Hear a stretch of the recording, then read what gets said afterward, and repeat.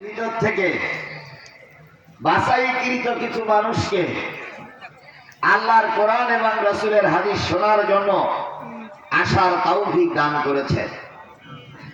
বলুন তো, আমরা যে লোকগুলো এখানে এসেছি এর চাইতে বেশি লোক এলাকায় আছে না নাই? তারা কি তাফসীর মাহফিলের জন্য মাইকিং শুনিনি? তাফসীর মাহফিলের পোস্টার কি তাদের নজরে আসেনি? এই মাইকের আওয়াজ তাদের কানে কি পৌঁছাচ্ছে না? কিন্তু তাদের আল্লাহ কোরআনের মাহফিলে কবুল করিনি।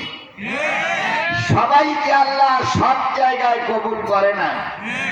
কাউকে আল্লাহ কবুল করে যাত্রা গানে, কাউকে আল্লাহ কবুল করে সিনেমায়, কাউকে আল্লাহ কবুল করে টেলিভিশনের সামনে, কাউকে আল্লাহ কবুল করে পয়লা বৈশাখের নাচ দেখার অনুষ্ঠানে, আর কাউকে আল্লাহ কবুল করে কোরআনের মাহফিলে। কথা বলেন, কথা বলেন।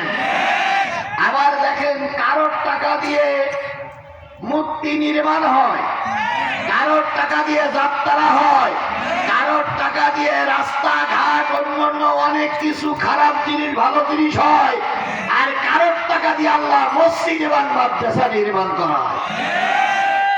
সকলের টাকা যেমন সব জায়গায়